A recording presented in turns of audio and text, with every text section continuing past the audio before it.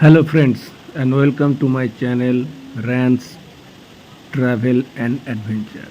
চলুন একটু ঘুরে আসি ঝর্ণার শহর জগদলপুর। হ্যাঁ, ঝর্ণার শহর বললাম কারণ এখানে 5টি সুন্দর সুন্দর জলপ্রপাত বা ঝর্ণা রয়েছে এবং প্রতিটি ঝর্ণাই ভারত বিখ্যাত।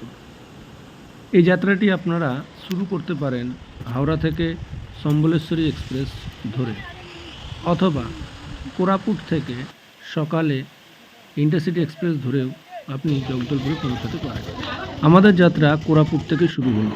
স্টেশনে সকাল সকাল পৌঁছে গেলাম 10টার সময়। এটা জগদলপুর স্টেশন। তারপরে অটো করে সোজা হোটেলের উদ্দেশ্যে রওনা হলাম। হোটেল বুক করেছিলাম অনলাইনে, হোটেল হ্যাম রেসিডেন্সি। মোটামুটি ভালো, বিদেশিরা বা ভারতের বা বাঙালি সেলিব্রিটিরাও এখানে থাকে। পাশেই আরও হোটেল রয়েছে, যেমন হোটেল গৌরব। ওখান থেকে গাড়ি বুক করে নিয়েছিলাম, ছোট গাড়ি পাইনি তাই বড় গাড়ি নিতে হয়েছিল। চটজলদি ব্রেকফাস্ট করে গাড়িতে উঠে পড়া এবং রওনা হওয়া আমাদের সাইট সিইংয়ের জন্য। প্রায় 40-45 কিলোমিটার জার্নি করতে হবে। পথে জানতে পারলাম যে চিত্রকূট জলপ্রপাতে বোটিং এখন বন্ধ আছে। স্ক্রিনের উপরে একটি খরচের হিসেব দিলাম। আপনারা যদি স্লিপার ক্লাস ট্রেনে যাতায়াত করেন তবে মোটামুটি ব্যক্তি পিছু 5,000 টাকা খরচ হতে পারে। একটা পথ অতিক্রম করে আমরা চিত্রধারা জলপ্রপাতের কাছাকাছি পৌঁছে গেলাম। চিত্রধারা জলপ্রপাত একটু হেঁটে জঙ্গলের মধ্য দিয়েই আপনাকে প্রবেশ করতে হবে। রাস্তাতে তীর চিহ্ন দিয়ে সব দেখানো থাকে কোন পথে আপনাকে হাঁটতে হবে। খুব সুন্দর জলপ্রপাতটি, কিছু সময় ওখানে অনায়াসে কাটানো যায় এবং জলপ্রপাতের কাছে হালকা টিফিন করার জন্য 2-1টি দোকানও রয়েছে, আপনারা সেখানে করতে পারেন। সুন্দর এই জলপ্রপাতটি, অনেক কটা ধাপে। ভূগোলের ভাষায় বলতে গেলে এটাকে ক্যাটারাক্ট বলা যেতে পারে।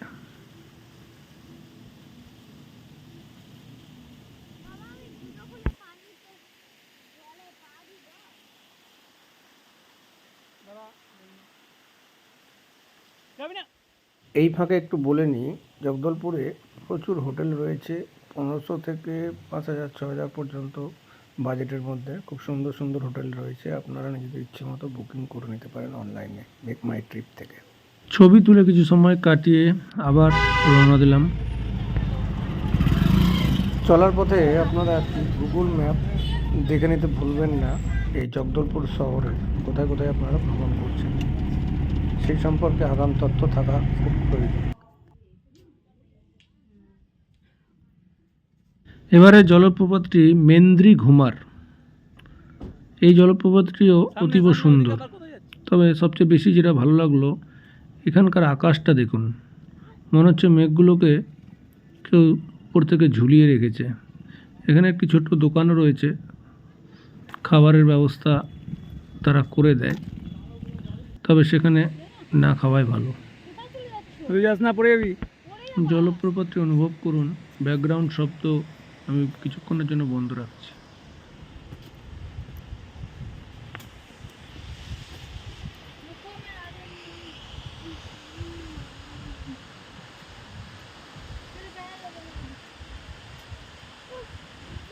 একটু বলে রাখি, ছোট বাচ্চা থাকলে অবশ্যই হাত ধরে রাখবেন সবগুলো জলপ্রপাতের ক্ষেত্রে, না হলে দুর্ঘটনা ঘটতে পারে। পরিষ্কার আকাশটি লক্ষ্য করুন। খুব কম পর্যটকই এখানে বেড়াতে যায়, তাই ফাঁকার মধ্যে আপনাদের বেশ কিছু সময় কাটাতে পারবেন। এরপরের লক্ষ্য তামরা ঘুমর জলপ্রপাত। রাস্তা ভালো ছিল না, নতুন রাস্তা হচ্ছে। যাই হোক, পৌঁছে গেলাম তামরা ঘুমর জলপ্রপাত। এই সেই জলপ্রপাত। এই শহরের প্রতিটি জলপ্রপাত অদ্ভুত সুন্দর, সামনাসামনি না দেখলে বিশ্বাস করা যায় না। নিচে জলপ্রপাত একটি পটল বা জলপ্রপাত সৃষ্ট গর্ত সৃষ্টি করেছে, ভূগোলের ছাত্রদের জন্য খুব প্রয়োজনীয়। কিছু সময় কাটিয়ে গাড়িতে উঠে পড়া, চললাম চিত্রকূটের উদ্দেশ্যে। প্রথমেই একটি রেস্টুরেন্টে, নেচার ভিউ রেস্টুরেন্ট, খুব সুন্দর।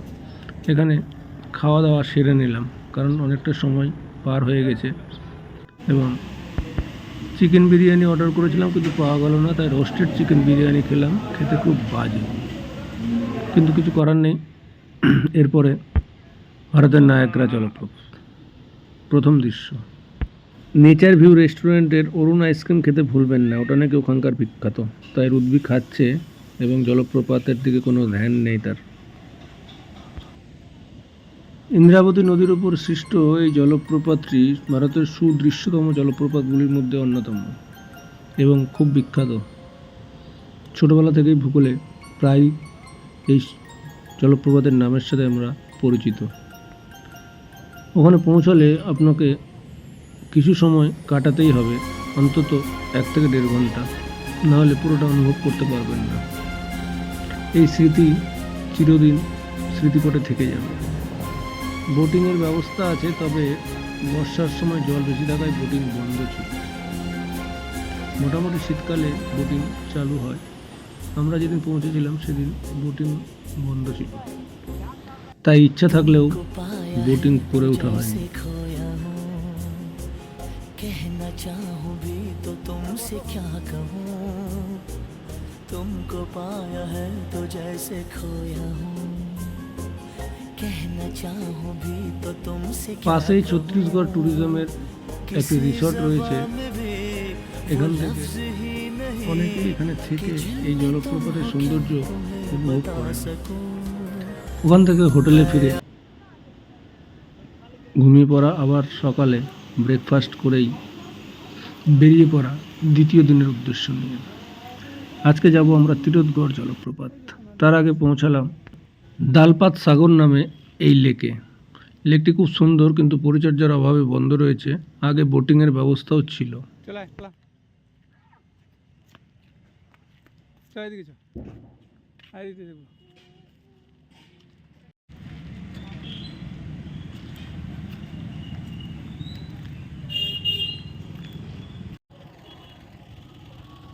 এরপরে পৌঁছলাম দন্তেশ্বরী মন্দিরে।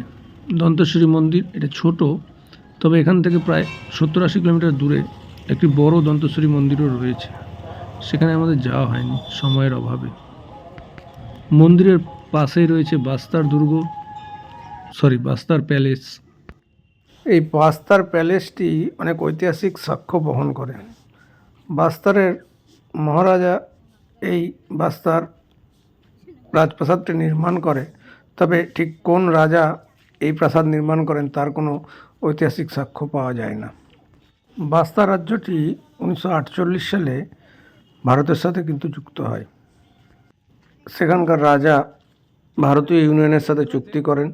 এখানে এখনও বাস্তারের রাজার বংশধর রয়েছেন বা এই রাজপ্রাসাদটিতে মাঝে মাঝে এসে থাকেন। এটি শেষ রাজার ছবি। রাজপ্রাসাদের কারুকার্য সত্যি দেখার মতো, তবে সম্পূর্ণ রাজপ্রাসাদ ঘুরে দেখার অনুমতি পাওয়া যায় না। সেখান থেকে আমরা পৌঁছে গেলাম ভেঙ্কটেশ্বর মন্দির বা বালাজি মন্দিরে। বালাজি মন্দিরটি সত্যিই খুব সুন্দর, না দেখলে মিস করবেন। দক্ষিণ ভারতীয় স্থাপত্যের একটি নিদর্শন এটি। এরপরে আমাদের শেষ ডেস্টিনেশন তিরথগড়ের উদ্দেশ্যে চলেছি।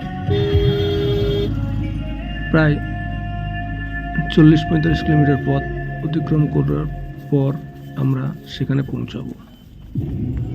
এখানে একটু বলে রাখি, এই 2 দিনের জার্নি যদি আপনারা মনে করেন তো 1 দিনেও কমপ্লিট করতে পারেন, তাতে আপনাদের খরচ অনেকটাই কমে যাবে। বিশেষ করে গাড়ি ভাড়ার খরচটা অনেকটাই কমে যাবে। ছোট বাচ্চা থাকলে গাড়িতে এই ধরনের দৃশ্য করতে দেবেন না, কারণ সাইড দিয়ে কোনো গাড়ি গেলে অথবা গাছের ডালপালার সাথে ধাক্কা লাগতে পারে।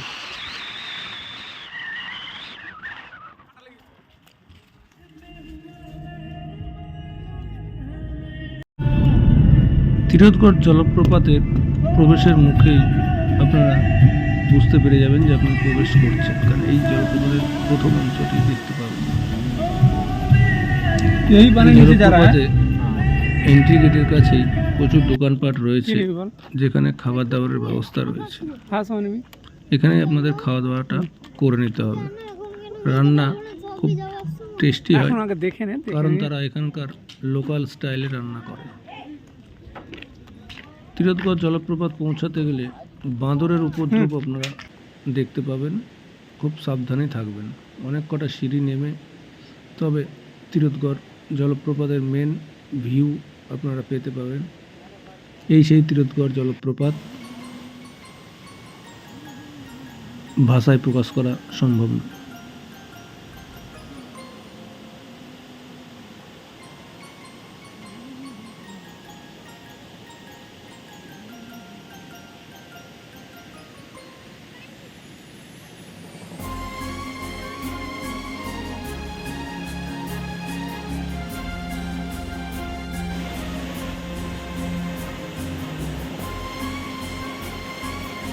এখানে স্নানের ব্যবস্থাও আছে, পুরুষ মহিলা উভয়ই স্নান করে, তবে পুরুষদের ক্ষেত্রে বস্ত্র পরিবর্তনের সুবিধাটা বেশি, মহিলাদেরকে একটু নিজের ব্যবস্থা নিজেই করে নিতে হবে।